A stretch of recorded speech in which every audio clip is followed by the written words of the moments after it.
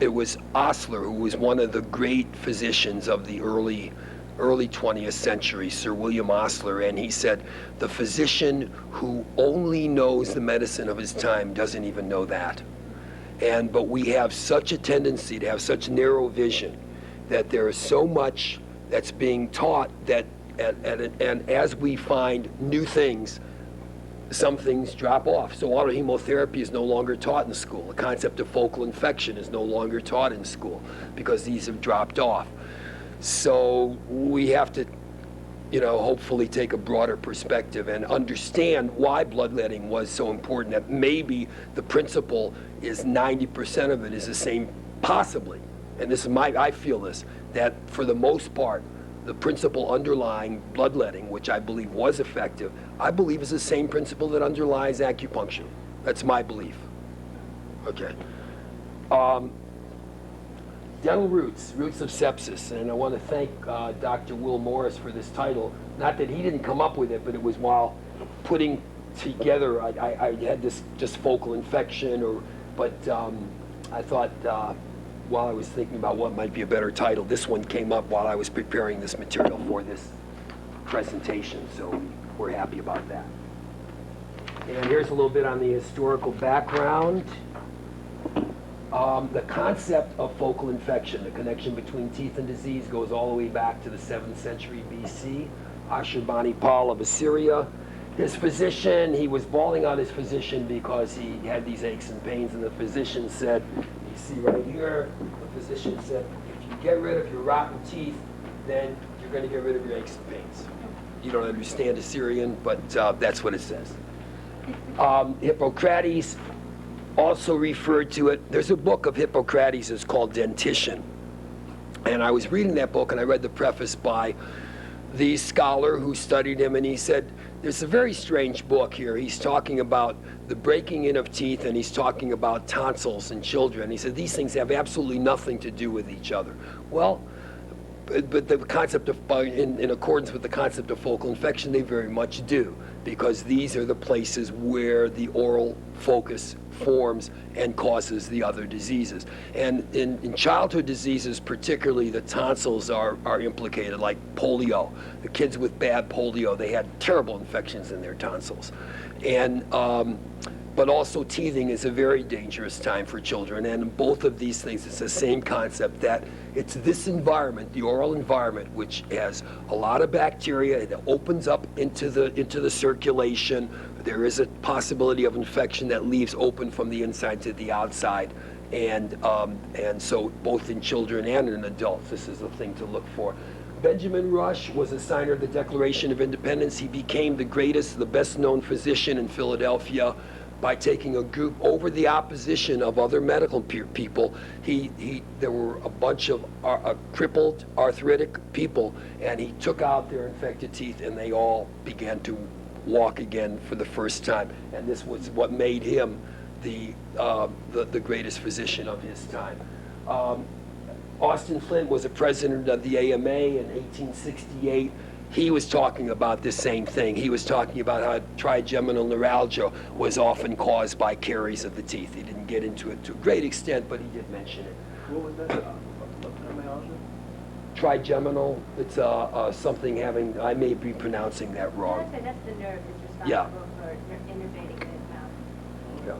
That he had said that this is related to teeth. Now there's a lot of work done recently. Jerry Bucco at the University of West Virginia in particular, he's calling the jawbone infections neuralgia-inducing cavitation osteonecrosis, and I object to the term because the osteonecrosis of the jaw can cause many different diseases, so I think he's losing something there. But a lot of work is being done on the connection between trigeminal neuralgia and oral foci at the present time.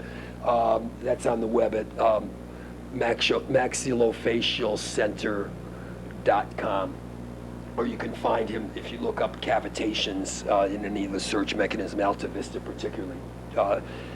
Jerry Bucco, he was on one of the panels that I was on. Austin Flint, William, and one of the earlier presidents of the AMA that talked about this. William Hunter was wrote about 1899, 1900. He's the one that really brought this to America. He criticized American dentistry, made a really big splash, called it oral sepsis, and was talking about how these traps of sepsis and the infected roots were causing all the different diseases. And then came to America and gave some speeches, and there was quite a bit of controversy. Then the guy that picked up on that after Hunter, well, Osler talked about it, Charles Mayo, Frank Billings, Edward Rosenau. The person that really did the work here, that really put focal infection, the concept, on the map, was Frank Billings. Frank Billings was president of the AMA in 1902. He's considered father of American medical education. He put the modern medical education system together. Very well known. There's Billings Hospital in Chicago. Billings was our representative on the Red Cross to Russia after World War I. A bear of a man, as big as a bear, they used to say. And Frank Billings used focal, he would send some patients to dentists back in the 1860s to have them remove the infections in their mouth to cure them. But it was after 1902 that he became very active. He recruited E.C. Rosenau, who was a very brilliant bacteriologist, very young at the time, in his late 20s. He worked very closely with Charles Mayo, Ludwig Hechtoen, various other people in Chicago, and they worked for about 14 years on developing this concept, doing very in-depth bacteriological studies and proving that this organism is causing all these different diseases. And what they did, and many scientists doing it, was they would take the organism from oral foci of people with different diseases and inject it in laboratory animals, and those animals came down with the same diseases, tended to come down with the same diseases that the people did. And the procedures were essentially developed by Rosenau. And Rosenau worked on different procedures up through 1914, and then used that same procedure from I'll show you what it looked like in a little bit here. From 1914 all the way till his last article in 1958, he was using the same basic procedure, and all the scientists that used this procedure got the same results. And what he did was he used deep tubes of broth so that he could get the same oxygen gradient that exists in the human being. Not total oxygen, not very little oxygen, but the middle ground of oxygen. And that way he was able to culture the organism that was specific, that was the same, in the same conditions that it was when it was causing the disease in person.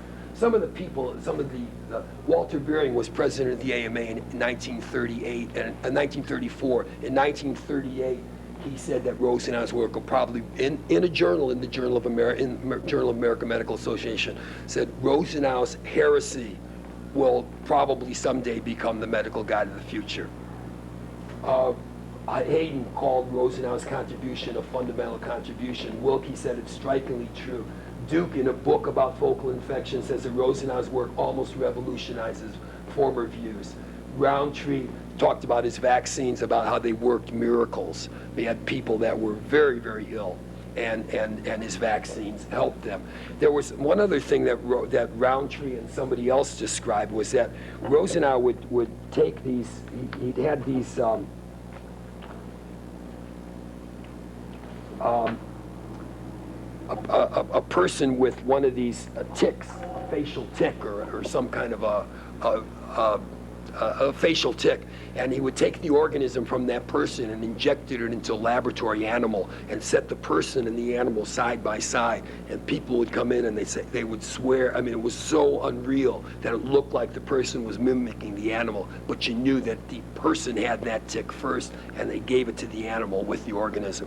There are some films of that, and I've spoken, the Rosenau family's been in touch with me, and that there's some old film, and we're not sure how good it is. I haven't gotten a chance to see it yet, but I would like to see it. But apparently there's some of those experiments are there.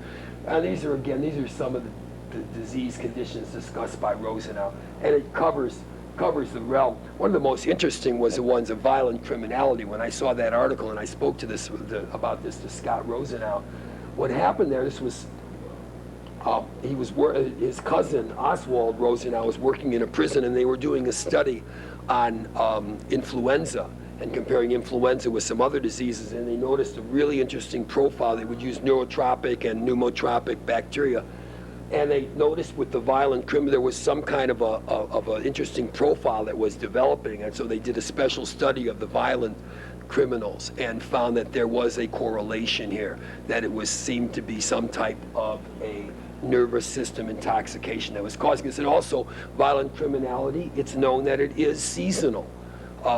So that in this article they talked about these things, but also prostatitis, multiple sclerosis, migraine, infertility, herpes, the common cold. It's a wide range of things, but and people have criticized Rosenau because he saw all these different diseases. He related them to oral foci. But remember now, this is a guy that appears in the medical literature from 1902 to 1958. Wrote over 300 articles and studied these. He had all the resources of the Mayo Clinic at his disposal for 30 years, thousands of experiments done by other people that verified his work, and it was one at a time. He would study a disease in depth. Go ahead, please.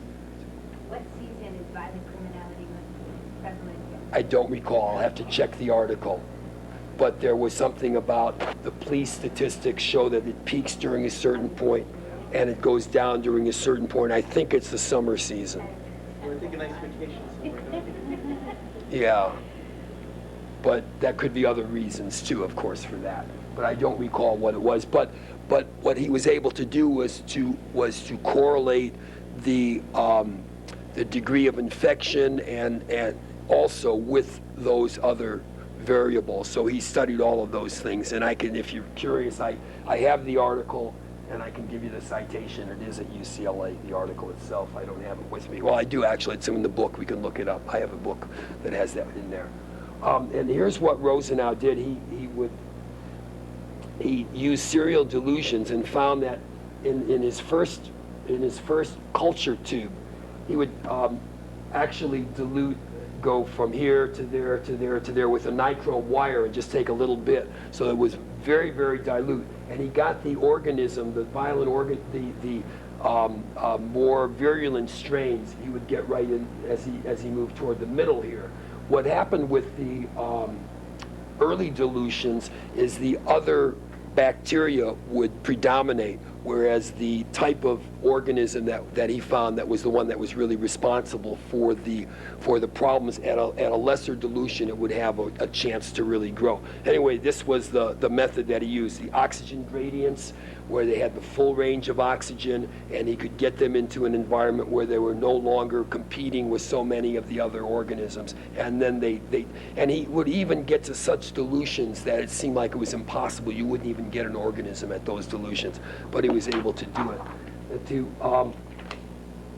So that there are two aspects of microbial variation that are very important to understanding Rosenau's work and this other work. One is the concept of dissociation, of how organisms that we think of as bacteria, they have smaller forms. If you put them in one type of a culture condition, they will go smaller to the point where they'll go through a filter, and they're indistinguishable from what we think of as viruses.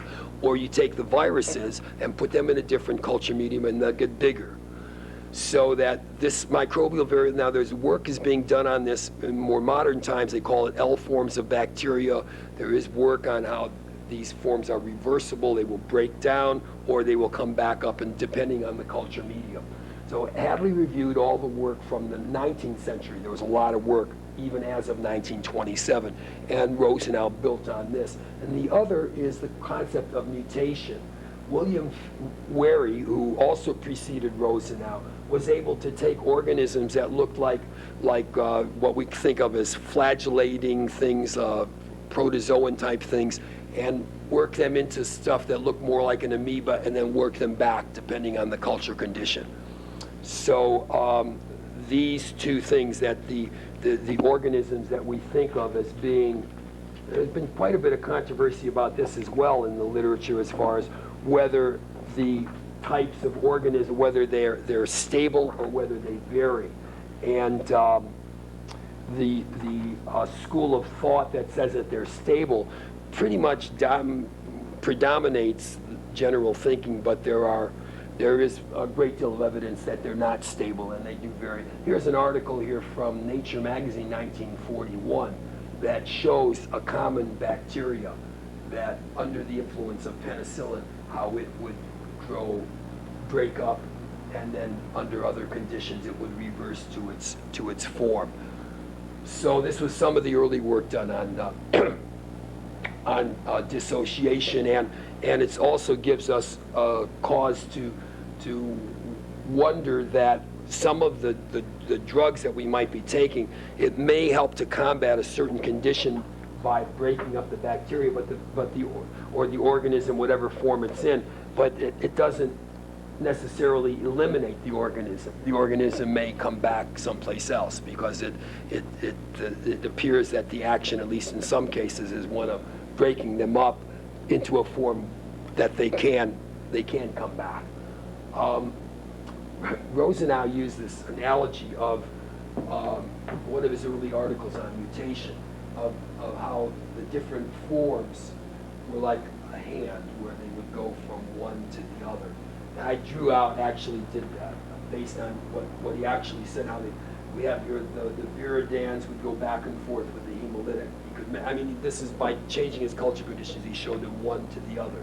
And again, this is with some of the top scientists looking over his shoulder, so it wasn't something that he was a very careful, very boring, very difficult, tedious scientist to read, but there are very few jokes in his work. He's a very serious guy and a good scientist, probably the best ever, at least. It was such a gift for him to have from 1902 to 1958 to be supported in his work at the utmost levels. So anyway, he did show that these were reversed, and then by all tests, he showed that they had been converted, or they had been converted back. This is a summary of results of 11,000 animal experiments done by Rosenau, 11 co-workers, and 20 others. And this work was published in the centennial celebration of the Dental Association in 1940.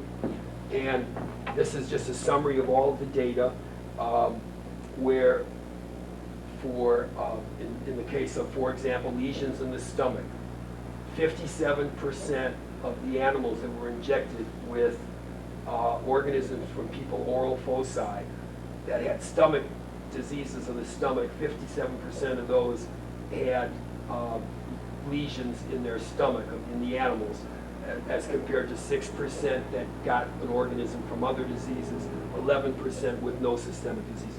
In all of these categories, it was far higher percentages have caused the same disease in the people that caused the same diseases in the laboratory animals that had the people had from which the organism had come. And again, this is Rosenau, 11 co-workers, 20 others over a period of several years, 11,000 animal experiments.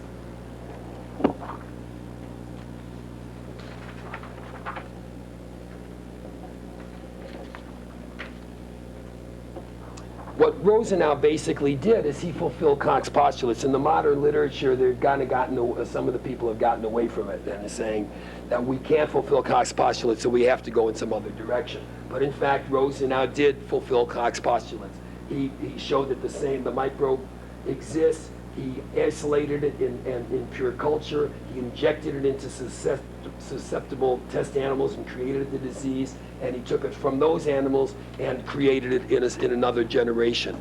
So, in essence, he proved that the cause of all of these diseases is known.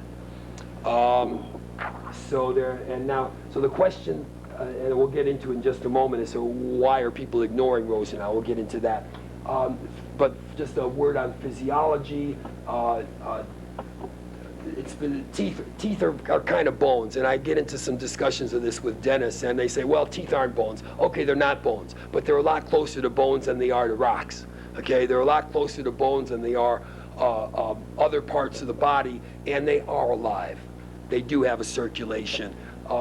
The enamel, it was even before, in the 17th century, the father of dentistry, Pierre Fichard, was cited some work by one of his contemporaries, published in 1699. That was the first time looking into the microscope, they could see that enamel was attached to the teeth the same way that the fingernail is attached to the finger. So you got the fingernail, you got bone underneath, you got the enamel, you have dentin underneath.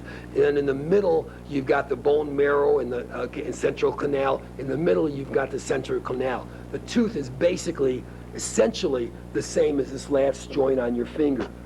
Underneath, between the tooth and the gum, is a joint. It's a synovial joint. It's the same composition as this joint here. So that we can start to begin to understand that once a tooth is infected and the infection goes through the apex of the tooth into the synovial joint here, and it's infecting that joint, it's not a very strong organism, but 30, 40 years down the line, you start to get the infection in your other joints, okay? John Hunter, the father of physiology, or he's considered the father of anatomy, and he said teeth are bones. Martin Fisher wrote the book Death and Dentistry, emphasized strongly teeth are bones. Fisher was the physiologist at University of Cincinnati for many years, very well respected. I spoke to somebody that actually knew him, and he was a god. Jerry Bucco, University of West Virginia, the pathology of teeth is basically the same as the pathology of the jawbone. And so from his perspective also. And here's from, I should have the site source here, but it's a physiology textbook that I have at home, an old one, it's from the 50s, so, but I don't think physiology's changed since the 50s. And this one just says, cementum and dentin are almost identical with the bone. Well, almost identical is pretty close. At least we know they are alive. So that we have to try to remember that it's different. You can't really do to teeth what you can't do to other bones, or if you do, you should. Okay. Now, the tooth bone is connected to all the other bones in the body. Toe bone's connected to the foot bone, and you go all the way up, and it's connected to the teeth. When you get to see a skeleton, the teeth don't fall apart like the skin. They still have teeth, and of course, the old skeletons, they have very good teeth because that's before they had white flour and sugar. Although, I guess that's a person. That one must be a monkey or an ape or some type of other. And also, we have a tremendous amount of blood supply here coming off of the oral area. Okay, so we have bones, and they're all connected to the blood supply. So, of course, any infection in this area is going to get carried to the rest of your body. There's no way that you can avoid it. We do not have two circulatory systems. Question, what happened to Rosenau's work? Polio, fraud, and the toothworm. Three things, basically. As far as polio goes, we got real lucky on the polio vaccine. But some modern literature says that, well, we still don't know what causes polio. We just got lucky. There was such a big, because FDR was stricken by polio, there was a ton of money was going into research on polio. They were taking all kinds of chances, particularly Salk was experimenting on people, basically, with his vaccine. He didn't know if it was going to work. It did work for the most part. A lot of lives were saved. But and now Rosenau, we have to understand, now this is in the 50s. Rosenau had been working on polio since 1916. He was the point man for Mayo for all those years, 40 years now, up to, well, had left Mayo by 1944, but he was working independently. So Rosenau was the guy that was supposed to find the cure for polio. Well, what Rosenau did was he was dealing with therapy. And I've got there's some articles that came out like just before this time, and Rosenau was on the verge of a real breakthrough, but a kid would go into the hospital. And I do have in one of the books that I'm putting out a copy of this article of Rappaport's. There was 2 articles that Rappaport wrote using Rosenau's methods, because by this time Rosenau was 54, he was getting on, but he was still doing his research. And a kid would come in, and he definitely had polio. That Brzezinski and whatever tests they were doing, this kid was partially paralyzed. All these kids were going to be totally paralyzed or dead within a week.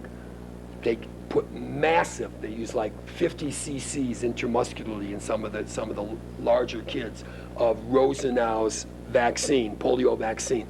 All these kids walked out of the hospital. There were just a couple left with residual paralysis, but I mean with a residual limp. When they walked out of the hospital, they probably fully recovered.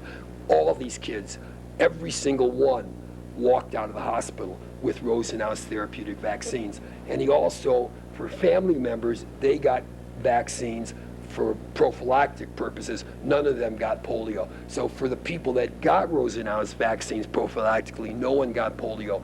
And in the last stages where it was used, everybody that got it received effective therapy, and it was shortly thereafter that the polio vaccine was developed and Rosenau's work stopped. But he has, of his 300 articles, probably well over 50 are on the subject of polio. He had the bacteriology down, so we do know a lot more about it than current people are aware. And what happened here, I mentioned before that this guy Holman had defrauded Rosenau, and basically what he did, and I can just really briefly show you what happened here. I just kind of circled it if I can understand what I did here. For example, Rosenau had all this data laid out. Holman went and added it up, and Rosenau was showing that, but basically that for ulcer of the stomach, he had 103 103 people who had ulcer of the stomach, took the organism from them, injected in laboratory animals, and 60% of them had terrible lesions of the stomach, compared to 405 people with other diseases. These were injected in laboratory animals, and only 17% of those had lesions of the stomach. They weren't as bad as the others, but Rosenau countered them. But again, remember, Rosenau didn't provide this data. He just provided the individual data. So it was 10% of one, it was 20% of zoster, it was 4% of mumps, it was so and so forth. So, but if you did conglomerate them, as you can see that it's 60% versus 17%. So it was much more likely that that the organism from a person with stomach ulcers would cause it in the laboratory animal, and they were much worse.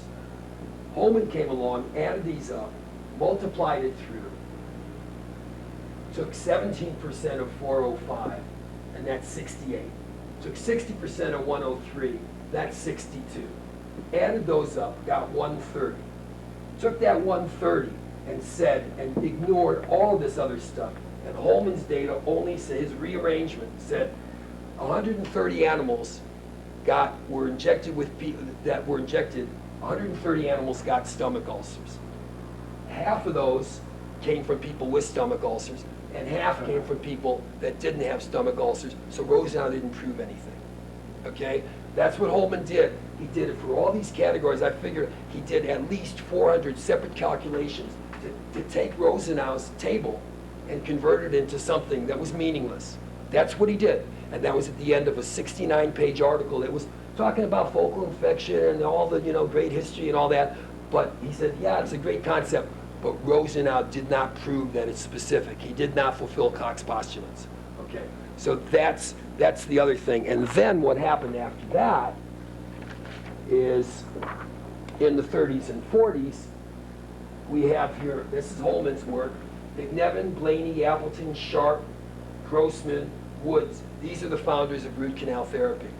They all got together, they were part of the founding fathers of it, and they all, McNevin referred to Holman, that was his main source. Blaney referred to Holman. Appleton referred to McNevin and Holman. And he referred to the parts of McNevin where he was quoting Holman. And then gets down here to Grossman, he refers to Holman, McNevin, Blaney, and Appleton. They all said Rosenau was bogus. Grossman becomes a real important guy in this because he wrote the first root canal therapy book in 1940 and kept writing till 1988. His book was the Bible of root canal therapy for all that period of time. Louis Grossman, very well loved. He was really the big guy behind root canal therapy. And all of these other throughout this time, all of this literature supporting this concept basically was built on Holman's bogus information.